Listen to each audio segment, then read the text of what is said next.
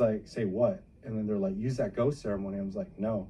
You look at the footage, my mouth didn't move. Oh shit! So that's the whatever entity was using his energy and manifests itself to be him.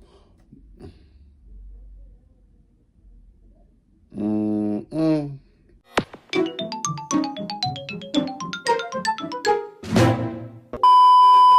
Yo, what's good? What's going on, YouTube? It's your boy K1LL3D, and I'm back with another motherfucking reaction video. You know what I'm saying? Today's video, what's reacting to? I killed a Skinwalker. Real horror stories from the Reservation. View discretion is advised. You know what I'm saying? I saw this on my recommendation. I was like, why not react to it? You know what I'm saying? Because y'all know I love watching dark shit. You know what I'm saying? I love the paranormal. You know what I'm saying? It's very interesting. You know what I'm saying? It gets me intrigued. You know, I'm like, oh shit, yeah. You know what I'm saying? But you like to give a thumbs up, don't give a thumbs down. Get on why we don't cage at you too. You know what I'm saying? If you want to see more reaction videos from me or any other videos from me, make sure you guys go on my channel, take my videos. If you do like my videos on my channel, go ahead and click that subscribe button. You know what I'm saying? Yes, squad, grab your snacks, grab the people that you watch my videos, because it's about to be a long banger. You know what I'm saying? Yes, squad, let's get straight to this video. Many different factions of spiritual beings from other dimensions, and it's elaborate. You have these cities of spirits, you have darker things of spiritual slave trade, kind of like how we have human trafficking. There's the same thing in the spiritual world too. Yeah. There's some places in this world that you are even cut off from God and your creator, to where even angels and those guys can't hear your prayers. Yeah, man. Over the past few years, skinwalkers have become a hot topic in the paranormal world and also across social media platforms like TikTok. I know you've seen skinwalker videos. They reportedly show a mythical creature pretending to be a human, attempting to lure unsuspecting victims out so it can hurt or possibly kill them. Well, in Navajo culture, a skinwalker is a type of harmful witch who has the ability to turn into, possess, or disguise themselves as an animal. The term skinwalker is never used for healers, and it's actually frowned upon to even say the word out loud. While we were in Arizona shooting our new series of paranormal investigations, I knew I had to call my friend Shan Klen, who has actually had physical skinwalker encounters himself. The stories that he's about to tell you are guaranteed to blow your mind, as he discusses times he's found skinwalker relics, he's hunted skinwalkers with others, and even recalls the time a skinwalker tried to kill him. Like I said before, some of these stories get really dark, twisted, and disturbing. You're going to learn a lot, and you might sleep a little lighter tonight. You're watching The Paranormal Files. So, all right. Let me get a little Yeah, Arizona. pick you up better. That look beautiful out there. Yate, hello, my name is Sean Klen. I'm a Shihinishla, but do Bilagana Bashichi, Ashe, Edashiche, Ado Bilagana, Edashinella. So I introduced my clans, that's where I come from. I'm Navajo, I'm Diné from the Navajo Nation, so I come from up north of where these mountains are here and everything. So I was asked to come do an interview here to kind of shed some light on some of the darker beings that hail from our lands up north, as well as maybe have trickled down to the beings here, or the tribes that are down here more to the south, the Apaches as well. So the stories and lore go back of the Skinwalker. The Yanagloshi is its true name. Throughout the years, Yanagloshi comes out to the terms in English of jumping the skins. So these are essentially, a long time ago, they were medicinal people that used to go to sacred mountains, just like this one that's behind me here. In our Navajo Nation, they needed to travel to the 4 sacred mountains really quickly. So to be able to perform a bundle ceremony, which is a sacred ceremony that's used to be able to make these bundles that provide protection for certain family members as well as the tribe and kind of the clan itself. Now, for this ceremony to work, they needed to traverse the land in 4 days. So they needed a quick way. This was before vehicles, helicopters, or anything like that was available. So the spirit people taught them how to shapeshift, how to jump in the skins. Now, it was used for good back in the day, but with goodness always is all. Yup. Well, goodness always comes bad. And it's like, dude, I feel like we all got powers within us, you know what I'm saying? But I feel like we just got to tap into it, you know what I'm saying? Because it's a reason why they always say, but a lot of these things that they put in movies, that we could actually do that shit in real life, but we just gotta really tap into it. But you know, everything is so polluted, we can't really tap into our powers for real. You know what I'm saying? Yeah, that's the video. Evil. So Mhm. goodness and evil both come hand The in polarity. hand. When it comes to that, you know, they're throughout time, you know, it's a very, very long process to be able to learn how to shapeshift. Mm-hmm. It takes years, decades to be able to learn how to shapeshift in the good way, to be able to call upon the songs, call upon the spirits, and to be able to shapeshift into whether it be a coyote, whether it be a deer or a cougar or any other animals that were readily available up there in the tribes. But evil kind of came along to some of the weaker-minded medicinal people. They always come from the weak. And told them, it's like, okay, I can teach you how to do this in a quicker way. So they told them, and they know the quicker to eat. But a lot of people they'll go because it's the quick way. You know, people don't got patience, so they even trick them like, oh, I could do this. You know what I'm saying? Yeah. If I could, they fall in my trap. That's by telling them the good, but the whole time it's bad. You know what I'm saying? That's why the same with foods. Like all the bad food tastes so good, but it's really bad for us. You know what I'm saying? All the good food tastes nasty, but it's really good for us. It's y'all get what I'm saying, right? Hope y'all do. This was this video. You can learn how to do this in a very, very cut decades out of your training and be able to learn how to do it quickly. It came at a cost, unfortunately. To be able to be a Skinwalker in the evil way, there's a lot of steps you have to go through, but one of the major ones you have to go through is the sacrificing of one of your loved ones. Once you sacrifice one of your loved ones, it could be your newborn child, your wife, your mother, your grandfather, your sibling, anything like that. The stuff shit people do. Now, I can't do it. Once you do that, you have to do a lot of stuff with the body. You have to do a lot of ceremonies with it too, to be able to, you know, go really down to make your contract and, in a sense, deal with the devil kind of thing. That's how it is in the Hollywood industry. They sacrifice a lot of people that they truly love, you know what I'm saying? But it's basically, you're selling your soul, basically. You know what I'm saying? That's the video. When it comes down to that, then you also have to get your skin. You have to go and really do a lot of evil things. I guess you could say how they do it in the good way. You have to do it backwards and do a lot of crazy things with it. So when it comes to that stuff, you know, there's a lot of stories that go beyond that. So back in the day, it was also used for wartime too. We used to use it against the Utes. We used to use it against Apaches. We used to use it against the cavalry a long time ago. But as kind of time went on, you know, a lot of the good medicinal people started passing away. That's where the wars of medicinal people kind of started happening. You know, that's where a lot of the good medicine men were starting to get killed off by evil medicinal people as well. So that's where you kind of started to see a lot. Be right back, y'all. Evil skinwalkers kind of taking more of a foothold in the Navajo Nation. Toward modern day, there's definitely not as many, but I can definitely tell you, all you viewers out there who are from the Navajo Nation probably have a story of you living out in a rural area. Nearest neighbors like 2-3 miles away. You're living in your hogan, no running water or electricity. Middle of the night, you hear something walking on your roof. You hear scratching and all that on your door. So there's a lot of those stories that in modern day kind of run around and all that. So you'd be running around, you'd be driving on the reservation and you see these dark things. You hear their dog whistles, you hear them coming around. So that's one of the things is it's very, very... You hear one right now. And there's a coyote right there as I'm talking about this. So, you know, it's one of those things that, you know, even kind of us talking about this, whenever they say in our tribe, it's taboo to talk about them. But when you talk about them, it's, in a sense, you're making a line of communication. In a sense, you're praying to them. And without you kind of knowing, you're opening up that line of communication. That's how they know. They perk up their ears and they hear you like that. They hear you kind of coming around and doing this stuff. So then they'll come to your house. They can witch you. They can kill you. They have this, they're also called grave robbers as well.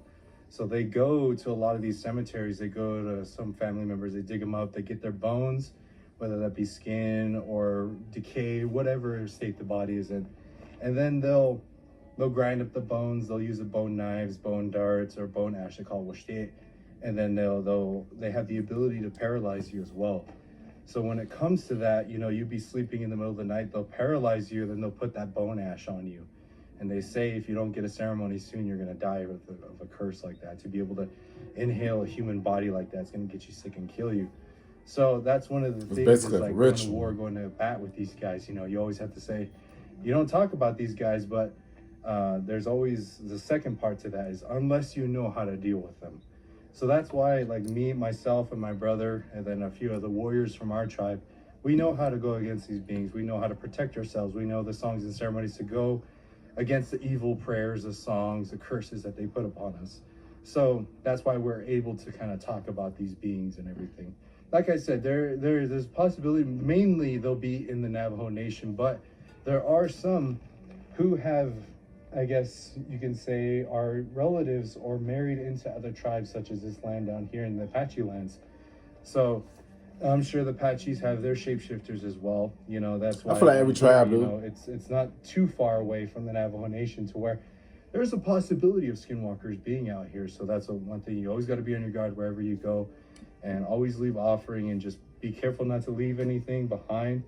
You know, they say if you leave your hair, if you leave anything else that's around you, they can gather those objects and they can curse you and witch you after you leave. So it's like a voodoo. That's kind of one of those things. Like voodoo. You know, you would see like a lot of these social media things talk about skinwalkers being all the way in the East Coast, and it's just like, No. I feel like that I feel like they mainly in the West Coast. So y'all know it's nothing but wooded areas and mountains in the West Coast. No. They're saying it's East Coast, because East Coast trying to distract. They're trying to distract you right now. It's really in the West Coast. Like the West Coast is more rural and quiet. You know what I'm saying? But I feel like it's all in the West Coast. In the mountains, in the woods, you know what I'm saying? Yeah. Not really. Kind of don't really think it would be. No, I don't think it's but from if East you still Coast. They think saying that stocks, shit to real estate, to or knock them crypto off. are the best passive income investment. It would be a skinwalker. Yeah, there's shapeshifters all over the place, but a skinwalker is a very specific type of shapeshifter. Each tribe, each race and nationality have their shapeshifters and everything. So I encourage you all, wherever you are, look up whatever religion or race or tribe is in your area. Ask them. You know, I'm pretty sure they have their names. They have their stories and their origins of where those shapeshifters come from. But that's kind of not so long, or not so short, but rundown of what Yanagloshis are. So, have you had experiences with them? Oh yeah, it's kind of weird to say. I don't know if you guys Yeah, are but kind of smoking like that spiritually coffee pipe. sensitive to things, but normally when the stories I say go, coffee when pipe, that sun pipe. goes down like this is when The the old spirits school start pipe. to wake up and everything. So that's why you heard the coyote, and then I don't know. I heard like I had like a little tinnitus. So whenever you have like tinnitus like that, they say that's when spirits are kind of talking with you and everything like that. So Yeah, dude, that happens all the time in our videos. Yeah. Where you say, "Oh my God, my ear's ringing," and then something will happen right then. My ears been my ringing brother too. is a medicinal person in our tribe, and so he kind of deals with the more darker side of beings, and whether that be, you know, skinwalkers, demons, if you say English, kind of darker beings like that. So we used to go to homesteads whenever people would be having these beings affect the family in that way. So we were called out to actually one of our relatives' homestead in northern Arizona, near Page, Arizona.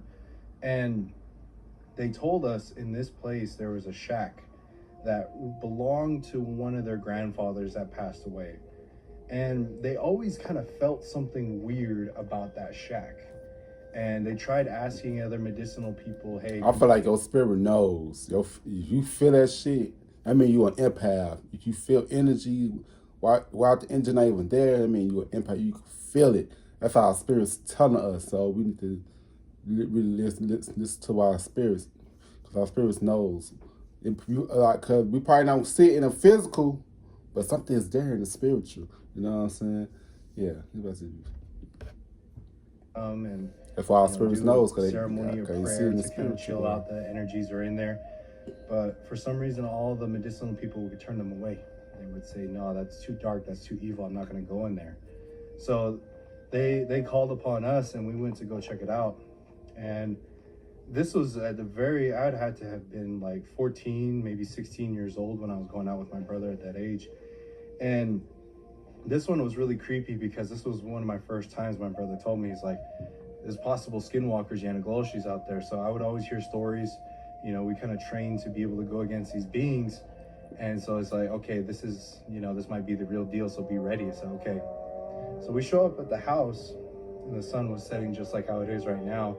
And we do like a little bit of scouting recon, and we check out the house and everything. We're just like, okay, we're going to start the ceremony when the sun goes down. So we don on our gear, we don on our protections, we do like a little protection ceremony whenever we go against these darker beings. So when that happened, the sun went down, we prepared to go over to the shack and everything. So, but while we were making our That's way when they over come to the out shack, at night. it was very eerie because it was dark, but there was no moon and there was no stars on a clear day. And living out in the reservation, you know, you always see the Milky Way at night. And it was very eerie because there was just an ominous feeling of darkness surrounding you. So that's what my brother said, you know, it's just, this is one of those things to be able to bring fear inside of you. That's what these evil beings feed off of, is that fear. So always stay strong with your prayer and who you are as a person. So I said, okay. So we make our way over to the shed, or the little shack that was Now, there. when I'm scared, I'm ready to fight. That's when I get strong. Boop, bop, boop, boop, boop. You know what I'm saying? When I'm scared, I fight. So I don't get scared. You're like, ooh, no. When I'm scared, I'm bam, bam, bam. You know what I'm saying? Right. That's the video. He told me to wait outside because I wasn't properly trained to deal with cursed objects at the time. I wasn't able to handle them and how they would, if they were to jump on me and affect me in that way. So he told me to wait outside. And how they described it, how they told me, is when they opened that door, they saw 3 chests stacked up, like a luggage chest. If you can imagine, like early 1900s, kind of 50s leather chests that had like brass fittings on the sides and everything. So they looked in there, and that's all that was inside of it. So the first chest that they opened up, you know, was just some normal clothes, everything like that. And when they put that chest to the side, my brother told me he felt some real dark energy in the next 2. So he looked at me outside the doorway, and what was very creepy about it was because there's no electricity out there. So we parked our vehicles to face the shack. We turned on our headlights, and that was like the only light that you could see. So being in my perspective, you're standing here, you're looking in a truck with its lights blaring at you. You can only see at the rim of the light right there. You can't see anything beyond that. So he told me, he was just like, if there's Skinwalker relics, if there's Skinwalker stuff in here, Yanagloshi stuff, they might want to come and reclaim it. They might not want all the evil prayers and everything that was said and done to be released or get rid of in this area. So he said, be ready just in case something comes running at you. And you would only have, like, it was probably from me, I would have to say about like 10 feet away from me.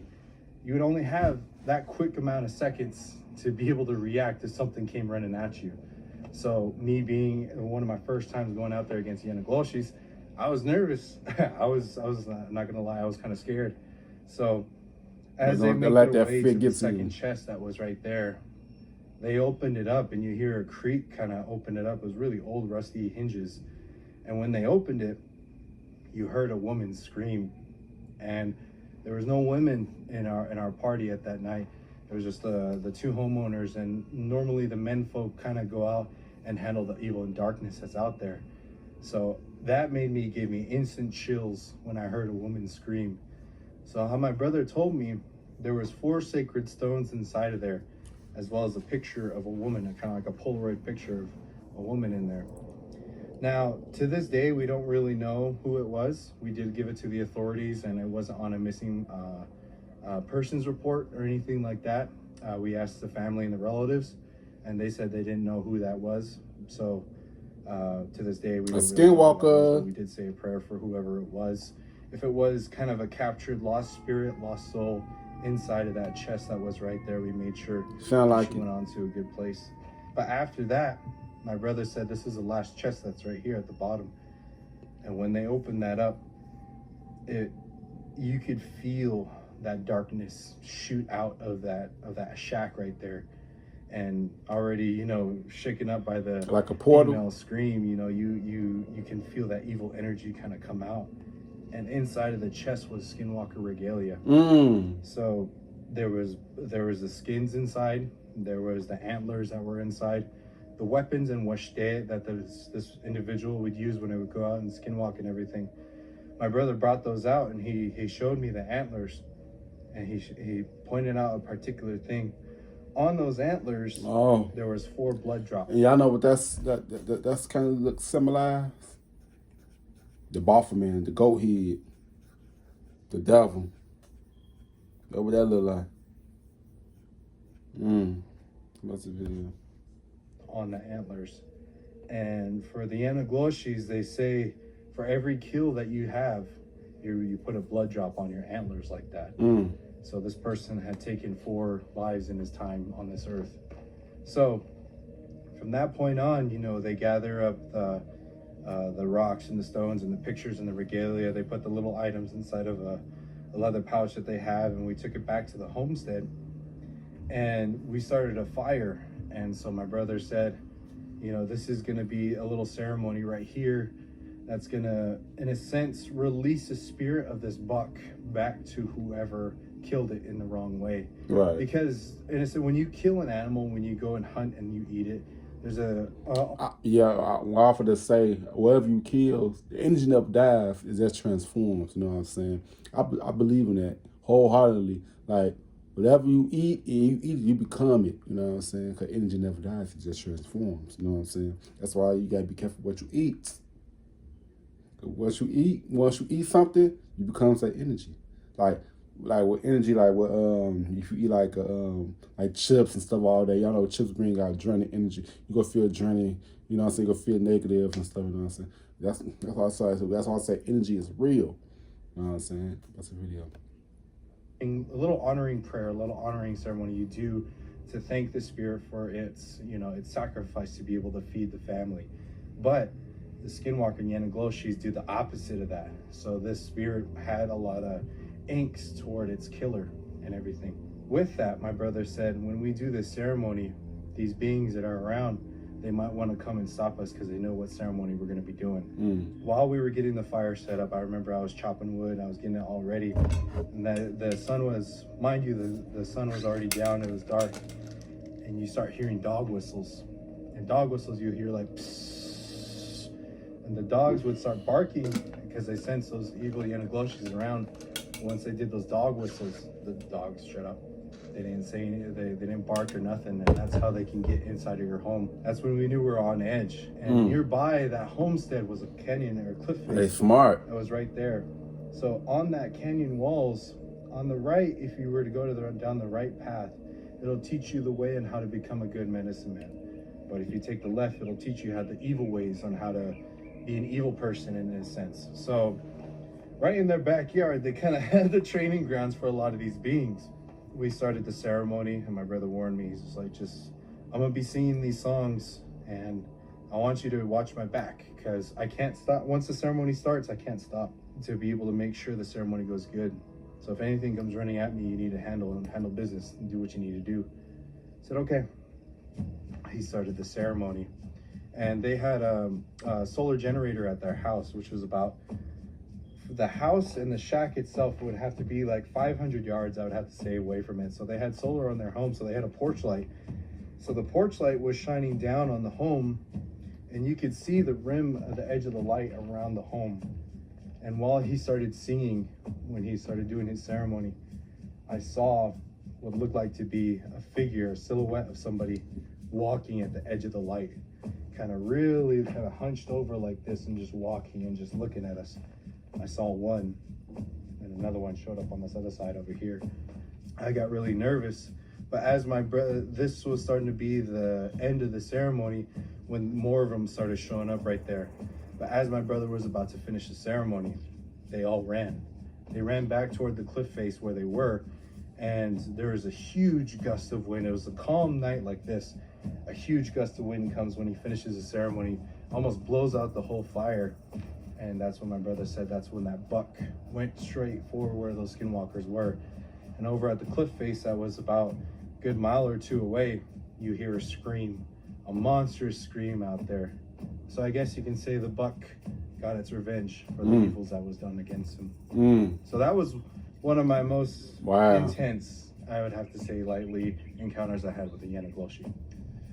I want to That's crazy, dude. I want to see this stuff in real life, though. You know what I'm saying? Cause it don't seem like it sounds real, but it's real. You know what I'm saying? I want to see that shit in person. Meet that's experience watching it, the event happen. Damn, fucking nets and shit. I hate this type of weather, but that's why. Yeah, what I was saying was, I want to see stuff like this, like happens, but me not being in it. But I just want to see the experience, this stuff happening. You know what I'm saying? I know that's gonna blow my mind away. You know what I'm saying? That's about this video. Shit. 14 years old too. Yeah. Well, guess we gotta have you tell another story, man, since you got multiple, because that's wild. Who do you think was the person who had transformed? The person that was in the shack. Yeah. You don't mind putting this if you don't put. Okay. Yeah. It was actually this one. So whenever we went against these Yanagloshis or Skinwalkers and everything, it happened in our earlier years in our prime. I'm telling a story. Our earlier years in our prime. So this one was a lot more Coyote's like, recent hey, because, where you at? you know, when you kind of get old up there in age, you know, when you get to your 20s and all that stuff, you're kind of considered old when it comes to that point. So we were actually up in our homeland in Black Mesa, and this was just a normal family gathering that we were having up there. And, you know, our whole family was there. We were building a whole one together and everything. So at this point, you know, they only have like a 1-bedroom home up there. So all my family were there. So they were staying inside. So I was just like, you know what? It's a beautiful night. You see the stars and everything, you know. I'll just sleep in a cot on the bed of a truck. I was like, okay, cool. My uncle slept inside of the truck, inside of the dash and everything, or in the cabin. And so as I was sleeping, you know, it was a beautiful night, nice and cool and everything. So as I'm sleeping, the night goes on, and I notice some noises kind of coming around me, which was kind of weird because we have deer, we have elk, and we have wild horses up there and cattle too. So I started hearing some crunches in the middle of the night. I would have to imagine it was around like 2, 3, 4 o'clock. It was before the sun was actually started to show in the morning. So it was still really dark outside. So I heard this and I was just like, naturally, I kind of just like wake up just a little bit.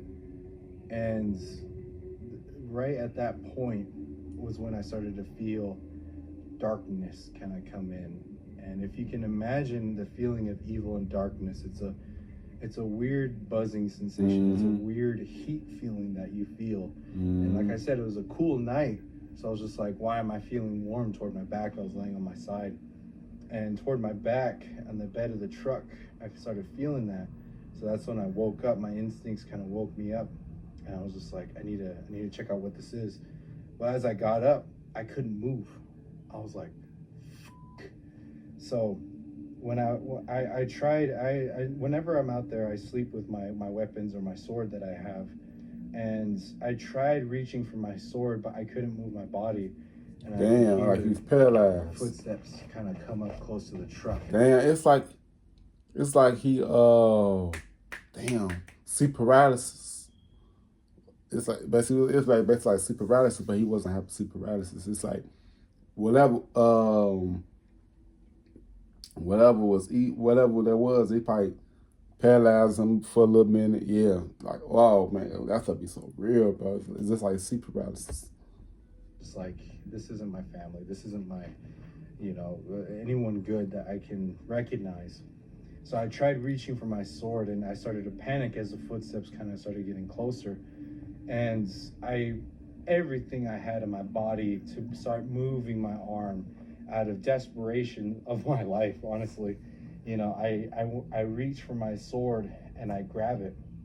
And once I grabbed it, it seemed like that paralysis, that paralyzing effect that was on me went off. And I grabbed my sword and I quickly turned and I saw something dark start bolting toward the tree line and everything. But right before I grabbed my sword, I kind of turned my head like that, and I could see what looked like somebody slowly reaching and had his hand over my head. I was like, My camera just died. oh damn. Hold that thought. Wow. Damn it. Do you need a battery? It just went from full battery to 0. What the heck? I Oh, just changed snap. it out in the car. Excuse me. I need to run and get it. You might need a light too. Yeah, here. I'll just go run and grab it. A light. Gotta be careful. Yeah. I'll look this All right, man. Ran all the way back to the car. You can see it's noticeably darker now that we started filming. Hell yeah. All right, you were in the middle of talking about it coming up to you in the truck bed. Yeah.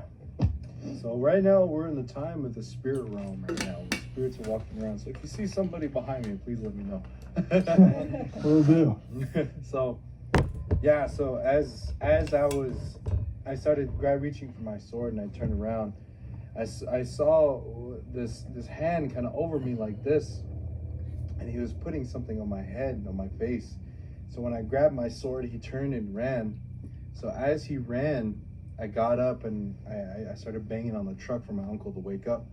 So my uncle woke up and I was like, Yanagloshi. He got up and we started looking around and everything, and he was already long gone. But then like he got his flashlight, he looked on me and everything, and he saw a white powder on my face. Oh And shit. that was that Poison. the bone powder. Mm. So that's one of those things that night it was a family occasion. You know, we didn't go out there for ceremony. You know, I wasn't really expecting it for something like that to kind of come about. So normally when that happens, you go out to face these things. You put ash on, you put these sacred things on. So I was just a normal time, you know, just going to sleep at my family occasion. So I was ill prepared at that time, but now I know. You know, just be careful when you sleep out there in the middle of the night. Oh, So yeah. that's something that, you know, it's we had to do a ceremony for me to make sure that I didn't inhale or get sick or from the curse and everything like that. So I always say, when you're on the reservation, be careful sleeping out in a tent or just out in the open in the middle of the night. Yeah, it may be beautiful, but you also have to understand that there's things that run around in the middle of the night, even out here too. So I always gotta say, be careful out there. Yeah, all the time. That's crazy. That's wild, dude. Any other experiences? So the eeriest beings I would have to say that I've encountered and learned about are beings in English called soul eaters. Now, in the spirit world, you know, you have these beings that were made from the Creator that roam around lands like this, who make sure that the spirit world doesn't get too cluttered. Now, when I talk about this is when people go getting of old age, you know, they meet their time of when they pass away. It's more so scheduled. You know, your family members that are up in the next world, you know, so they say when you get up there in age and you're ready to pass on into the next world, you make your journey.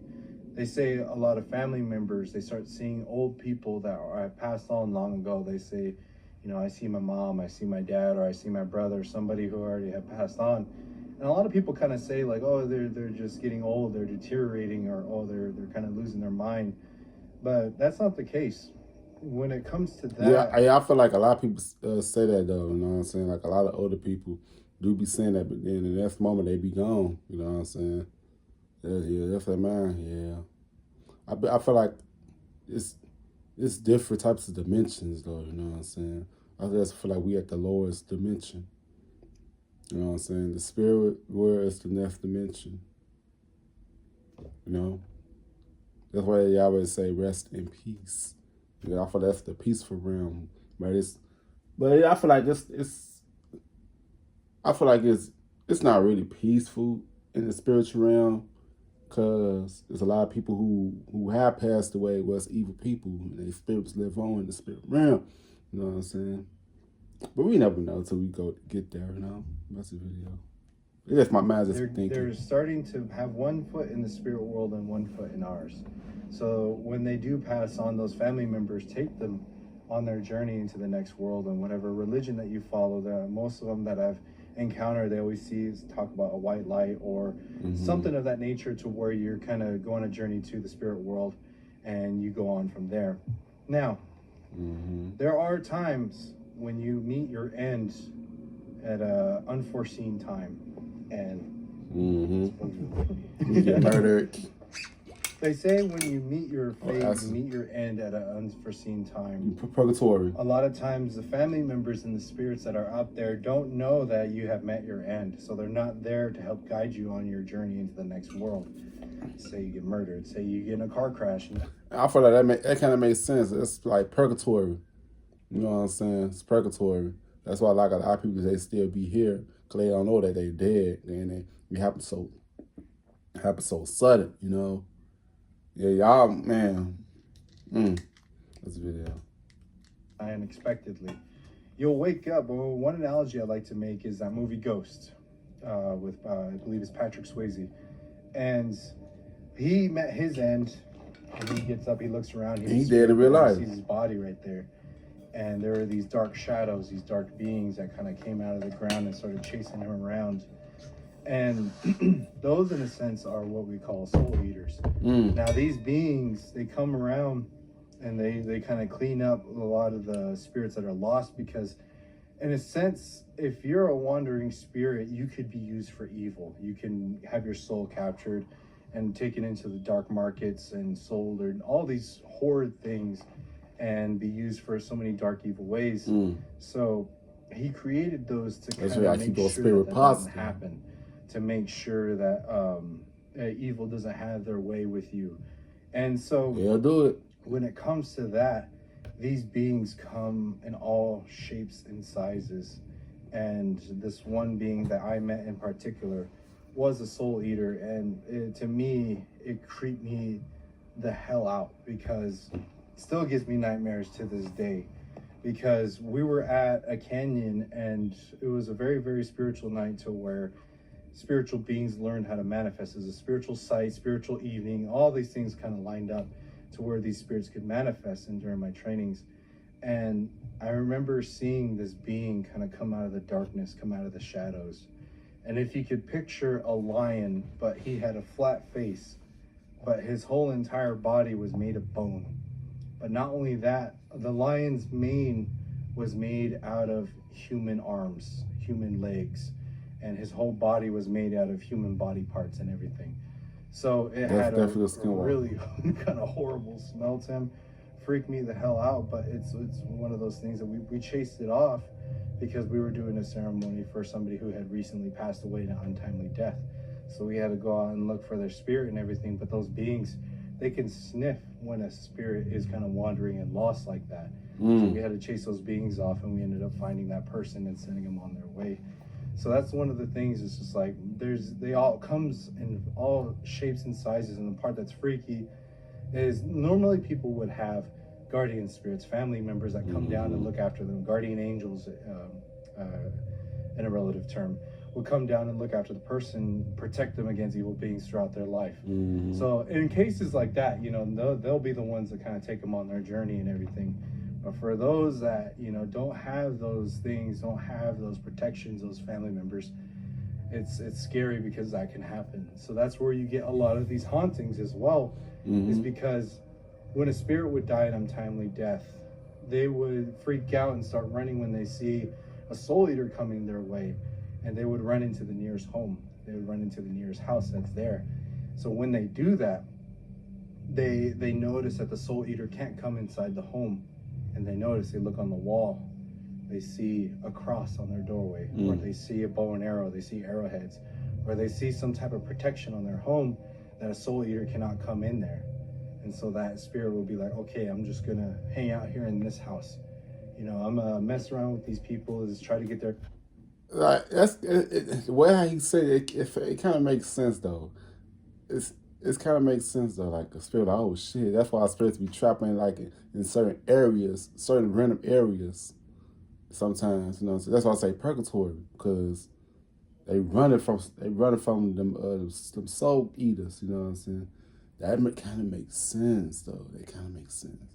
What's the video? See if I can get some help That's where you have like doors opening and closing, see shadows, start seeing people in your home. So that's a lot of times what we come to find out is lost spirits, lost souls end up in these homes, and that's where you get a normal haunting most of the time. So it's just people that haven't made their final journey, didn't have those spirits there to help them on their next step. So that's where that kind of makes sense. Lost spirits like that, you know, whenever you go to these locations, you always have to be mindful of that, you know, because this is like, there could be a spirit calling for help, but there's also a darker, evil, demonic being that's holding them there. I guess you can say like the Conjuring. When Valak had that old man in that home, you know, a similar case just like that. It kind of makes sense where, now. You know, you would think that the old man is a bad person that's creeping out and freaking out these people, but it's actually a spirit that's calling out for help. So always be mindful of that. Always be, you know, think about the certain scenarios. That kind of makes sense. That kind of makes sense. So it's just soul eaters are, something I typically don't like to run into. Yeah, I don't think I would either, man. Me either. What do you think is your craziest paranormal experience? Like, what was something that was just so profound that it stuck with you? God, I have a list. Right. You ever investigate the Washoe Club? Yeah, we did. Would have to be there. So we went up there for an investigation to go check out the Washoe Club, and this was during our times of investigating and everything. We had a late member who passed away a couple of years ago. His name was Pataya, who was there at the time as well. He had type 1 diabetes, but dude was the strongest guy out there. But we noticed that when we would go to these locations that the darker beings would kind of play and affect him and his diabetes that he had in his body. While we were there, we were up on, I believe, the second floor in the doll room, if you remember that room. So we were in that room, and this is by far, Washoe Club was one of the craziest places that we've been to that had the most SB7 communication that we've had, or at least the most violent, I would have to say. So while we were there, he started getting affected. He started feeling kind of sick. So he asked if he can go outside and just chill by the truck, and we're just like, you have to ask the spirit if you can leave. And out of the doll, it was talking. It was just like, no, you can't go. And we're just like, he said you can't go. He's like, oh, I need to go. And then the doll got upset, and she was just like, I said stay. And he was just like, I can't stay. So as he was leaving, caught on the SB7, it said cut his throat. And as he was walking down those steps, he got a huge pain in his stomach, and we almost had to carry him out and everything. And during that investigation, he ended up getting, he rested outside, but he was just like, screw that, you know, I'm not gonna let anything affect me in that way. He came back in like the badass he was, and we went up to the red room, and he sat down, and that's when he passed out. He was unfortunately, he started going under possession. Wow. And so, but we were instructed by our spiritual mentors to let it happen. Normally when stuff like that happens, our crew goes to stop it, but we were tasked, as this was going to be training for us. We had to learn how to overcome the darkness and come out of it our own. So it was hard to watch him go through that, but he had to learn how to come out of it himself. And it got to the point to where we had to step in and intervene. When we were performing indigenous exorcism that my brother knows, crazy things started happening. So there was a door that's in there, and my brother said to open it, let the air come through. So we opened the door, and as he was doing the ceremony, you see that door go and slam, and it says, you're not going anywhere. So he ended up doing the ceremony. We got him back up and got him back to his normal self afterwards. But just, it felt like a whirlwind of energy coming in from the floor, out, so many different things all at the same time. And just to kind of be there and watch and everything, you would hear, you know, that being come through the SB7 talking about our family and real names, that gave him visions of his family too, of dark things that it would do if he took that home. So that's one of those things we were taught to learn how to break those connections, make those offerings at the end of the investigations to make sure nothing follows you home. Damn. It would happen. I feel every time you finish telling a story, we're like, damn. For real. Every single time. I actually have one more, if that's okay. Yeah, of course. So, have you been to the Gila County Jail, No. which is in Globe? Uh-uh. That place right there was one of the first times that we actually met an evil being that was more on the hellish scale, more of a demonish kind of being. Oh, shit. And that one was another one that we had an encounter that was really great. SB7 experiences and responses inside of there. So much so when we got to the third floor of the jail, you know, I myself kind of went under a brief possession to where like I was standing there and I kind of just spaced out and my mind kind of just went somewhere else. And we were asking questions on the spirit box. And whenever we go into these investigations, we don't announce that we're medicinal people. We don't announce that who we are in our background as far as for helping spirits. So that kind of gauges to the power, I guess you could say, the power level of these beings that are inside of these places. And that's why we never really use our real names. So my name that I would use is Sean Clem, Warrior of the Shadows. So if the being was able to find out our real names, who we are, where we come from, and everything, that's when you know it's like, okay, we're dealing with somebody who's pretty skillful in their trade. So we were there, and as I was kind of spacing out and everything, the SB7 spirit box came through my voice through the SB7, says, use that ghost ceremony.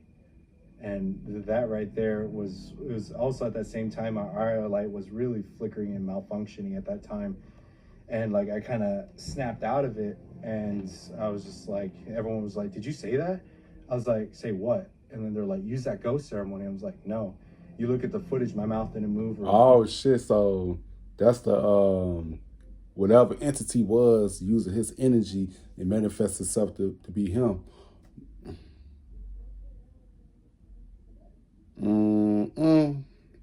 And they could do that. Ghosts, spirits, they could do that shit. Cause they using his energy to manifest itself as them. That energy is powerful. That's a video. Like that. So we were walking around, there's these spirits that were calling out to us and like, do you need help from this being that's here? And there's a being that's there called the Mad Hatter. And we would ask these spirits that are there, we're just like, are you stuck here? And it's just like, yes, we're stuck. And it's like, why haven't you moved on? And they would say, God has forsaken us. This demon put it in their mind that there's no hope. There's no they can't get out or anything like that. And there's some places in this world that you are even cut off from God and the Creator, to where even the angels and those guys can't hear your prayers. Kind of circling back to the lost spirit thing, if you're in a home and all that other stuff and you're a lost spirit, normally you can pray to the Creator and they can come and help you. But there's some times when you get stolen by these evil beings, they'll take you at certain places to where even your prayers can't be reached out. It's so dark, so evil that they can't hear your prayers. You're just completely cut off from the spiritual world. So that's where you kind of go more into the darker things of spiritual slave trade. Kind of like how we have human trafficking. There's the same thing in the spiritual world. Too. Spirits and souls are used as currency on that side of the spectrum. So this is one of those things to where you would have spirits call out for help, and you would have mediums and everything that would go in and kind of don't really know what they're doing. They would go in there and be like, hey, you're set free, you can go to God now. But they would call upon a light for the spirits to go, but those spirits would be chained to the floor, and they would try to reach it, but that demon had them in there. Look, another battery. Wow, he's picking some shit. Another battery. See, now I brought another one too, just in case. But that was full too. So when it comes to the spiritual world, a lot of people think it's kind of black and white when it comes to just spirits, demons, and angels. There's so many different factions of spiritual beings from other dimensions and from our own and infinitely beyond too. So it's elaborate. You have these cities of spirits. You have, all these beings that have certain tasks on this world and everything. So that's why whenever we would go investigate, we would try to meet these new beings to try to give new stories of the beings that you interact with. So if you go to the places like this, interact. You know, there's a mountain that's right here. There's guardian spirits that are here. Oh, you have nature spirits, you have desert spirits, you have night spirits that are out right now here too. So you have beings that live in the earth, you have beings that live in the sky, beings of the springtime, the winter time, that's all here. So you have to learn how to deduce those things, but there's also third-party, non-natural beings that come around. You have soul eaters, you have phantoms, you have all these other beings of hell, beings of good. You know, you have tribal spirits that are here and all their spirits that they have as well. And then you also have a city that's right here too with all these different nationalities. So they have their spirits that are here too as well. And they come here to these natural spots and locations of energy where they can meet, mingle. They have spiritual markets. They have all these different things where they can trade and do all these so many elaborate things. And it's a beautiful world. But on the darker side too, like I was mentioning, the lost spirits and everything, sometimes soul collectors, soul merchants come and take those beings, and they say that they can grab you and put you inside of a pouch with all these other souls. They go to those dark markets and everything. They can sell you to get all these items. Man, it's so crazy though, man. It's so crazy though, because they be putting this shit like this in movies and stuff too. I always say that what they put in movies is a reflection of reality. Hell yeah, that's the video. Need for whatever things that they're doing. So this location was one of those spots of transferring all these spiritual beings. They would go from this place to the next, to the next, to the next. And so while we were there, we ran a ceremony to where we ended up finding out that this being, his name was Darkus. And what come to find out in our research was he was one of the spiritual captains of a dark lord in hell called Zagan, and Zagan, which was like I think he's considered the king of hell or something. So he was one of his commanders who was looking over a globe and everything, which has a lot of copper mines. And so he said he's said to be the leader of copper, gold, and greed. So over there in Globe, that's where a lot of the copper mines are. And so he was overlooking that area. So the Globe Gila County Jail was one of those spots to where it's already a jail. So you just put the spirits inside the cell and lock them up, get them ready for transfer. So we ran a ceremony to where we pushed Darkus back. We kind of held him against the wall and everything while my brother went room to room, gathered up all the lost souls, took them outside, called upon the spirits, the light, and everything to take them on their next journey. But that's something that, you know, when you go to these locations, you know, it's not as easy as just saying, you know, Lord, Creator, come down and take these spirits away. Because sometimes there's an evil being that's holding them. So you have to know how to push that evil being back to be able to release those spirits to where they need to be with their families in the next world. Damn. Once again, damn. For real. So I guess, hope y'all watching this. Like hope y'all getting some out of it. Have you ever heard of, like, going back to the very beginning with skinwalkers, like any stories of people who have actually been killed or, like, you know, hurt by skinwalkers? And like documented? Not necessarily documented, but yeah. Even oral history. Yeah. There are a lot of people, actually, a lot of medicinal people. Like I said, on the reservations and for indigenous people too, missing persons reports are very, very high wherever you come from, especially in the Navajo Nation. Navajo Nation is the biggest reservation on the North American continent itself. So out there, you know, somebody can go missing and no one's ever going to find them. So that's where you would have a lot of missing persons reports to where sometimes their sacrifice ends up being... Yeah, that's how it is with human trafficking and shit too. A lot of people come up missing, they disappear without a trace, you can't find them. You know what I'm saying? That's why I feel like this whole world, it's a business, bro. Like human trafficking, sex trafficking, they man, bro. There's so much stuff is going on in this world that it really need to be talked about. So they talk about this third dimensional ass shit. You know what I'm saying? It don't really matter, you know? What's this video?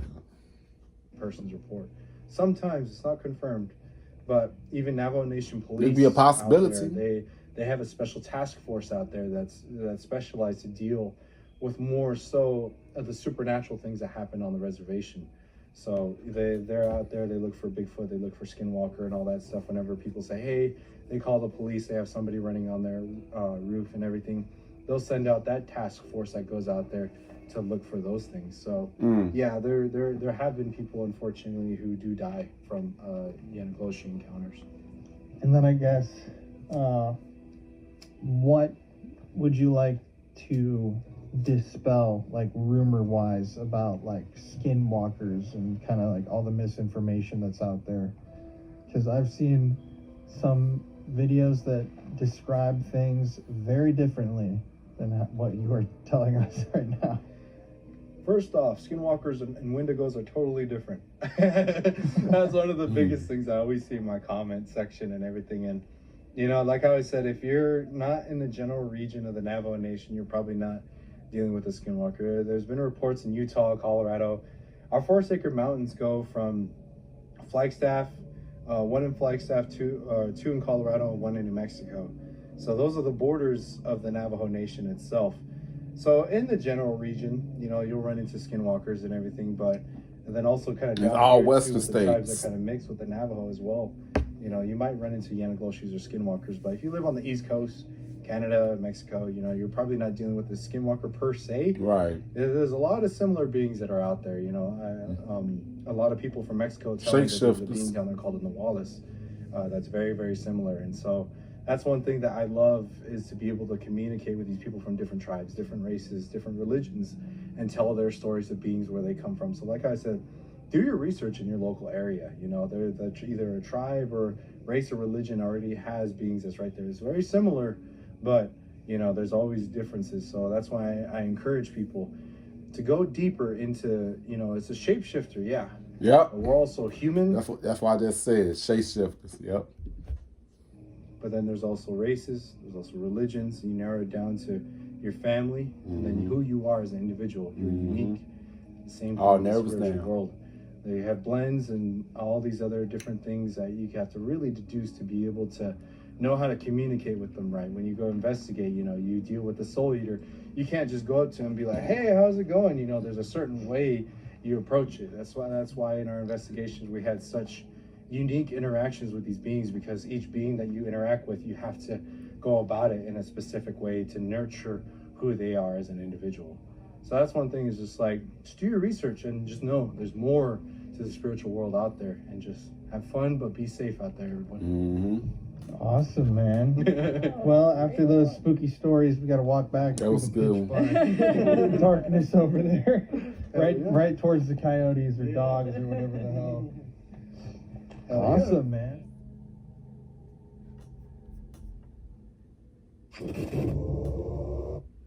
Yeah, man. It was a good video, man, because the stories he was telling, it's actually happens in real life, you know what I'm saying? Like the shapeshifters, all that types of skinwalkers, all this stuff is real. Cause why would they talk about something that's not real though? You know what I'm saying? All this stuff exists. You know what I'm saying? Yeah. Comment down below how you feel if you made it this far to the video, you know what I'm saying? Comment down below for more video ideas that you guys want me to react to. The next one I got y'all.